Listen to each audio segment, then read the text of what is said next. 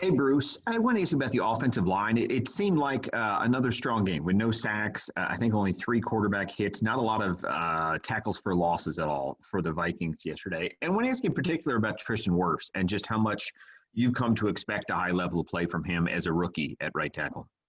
Yeah, I expect it every single week. I mean, literally, he's playing at a Pro Bowl level, and that's what we anticipated. And he's doing it week in and week out.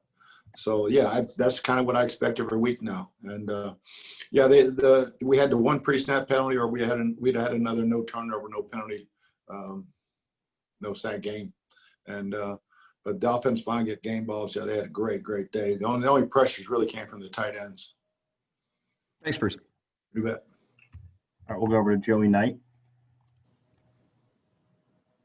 Coach, piggybacking off what Greg asked, what part of the game is Tristan excelling at faster than the typical rookie? I think, he's always been a really good run blocker, even in college. But his run blocking is outstanding. But his pass blocking ability is amazing for a young guy, as big as he is, as athletic as he is, and he's going against top guys every week. So I think that's the more surprising thing is how well his pass block. And as fresh as Shady looked yesterday, is there an opportunity that we'll continue to see him these final 3 games?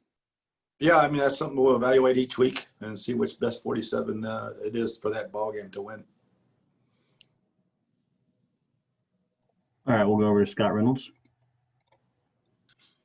Hey, Bruce. A lot of times players make the biggest jump in their NFL careers, maybe from year 1 to year 2, without having that off season this year with no OTAs, minicamp, the truncated training camp, no preseason.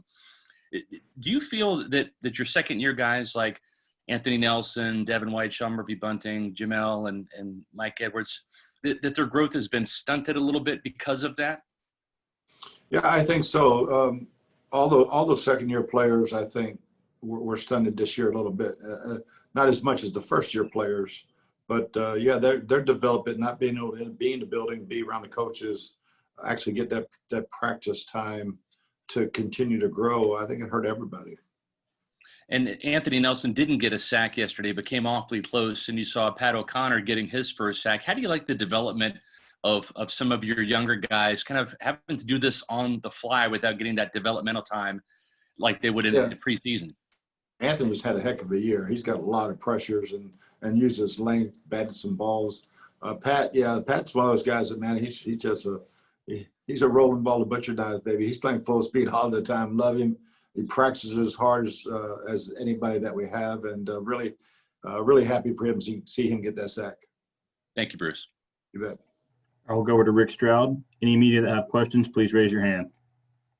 Hey, Bruce, you didn't have a ton of offensive possessions yesterday, but, Scotty made the big play, got you going. I think he had like 5 offensive snaps. You've talked about him coming off the groin and everything, but, with AB and all the receivers you have, is there a way to get him on the field more? Can he force his way on with the plays he's making?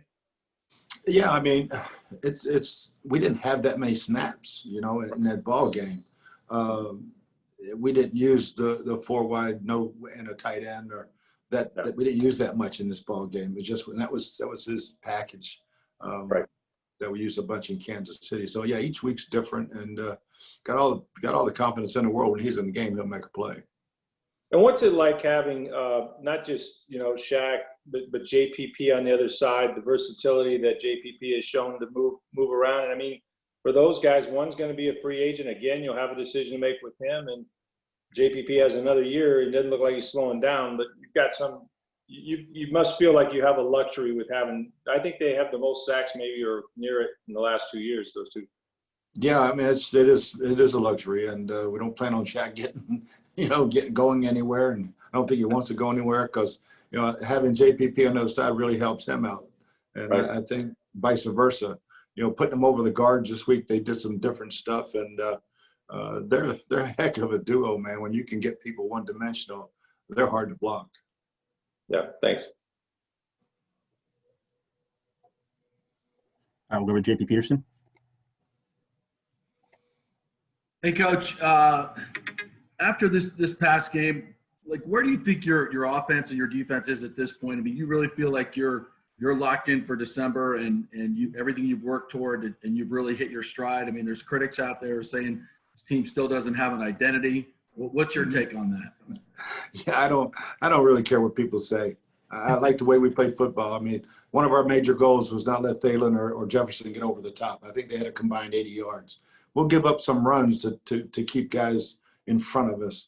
So yeah, defensively, we whipped them in situational football. They were really good in the red zone defense and offense. We won both battles on both sides. We won third down. We were 60%. We got all those sacks.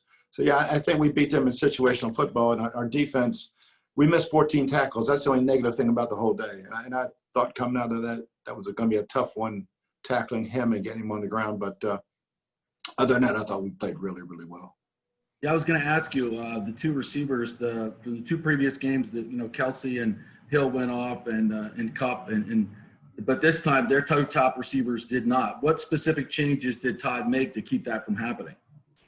It mixed his coverages really, really well. And we kept safeties back there in different forms and we played some man too, but we're not going to let those guys go over the top, and did a great job of keeping them in front of us.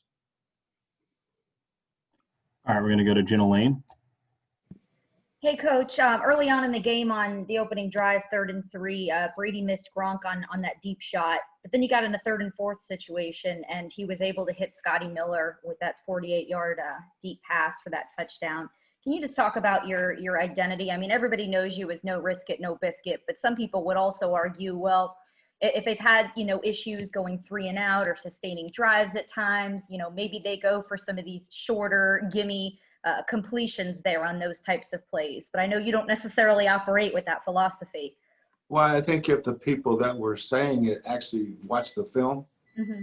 they would see that those were both were short passes that were taken away. And actually, the first one to Gronk, they busted the coverage and took the flat and the short curl away. So it was late to Robbie going on the corner route, and Scotty was like the 4th option. And both, again, they were short intermediate throws that ended up being thrown down the field because that's the way that's what the coverage dictates. Neither were called to go deep. But just how important is it for you guys as an offense, even when you miss some of those shots early on, how important is it for you guys to keep that part of your identity intact where you're still taking those chances? Well, we're 60% on 3rd down. I don't know. We hit Mike deep. We hit Scotty deep. I thought we played really, really well. Other than that 3rd down, they busted the coverage, and then one other 3rd down. But other than that, our quarterback was clean. We ran the ball well. Again, red zone, they were one of the tops in the league. We were 2 for 2. 60% on 3rd down with their tops in the league. So I thought both those areas of situational football, our offense and our defense, and I think our special teams are playing lights out. They don't get mentioned at all, but Pinion had a great day. Thank you, Coach. All right, we'll go over to Greg Allman. Bruce, health-wise, no injuries to speak of that came out of this game, at least that I saw. We're waiting to see.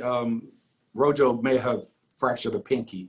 So we'll wait and see. It happened earlier in the game. He went back and played with it.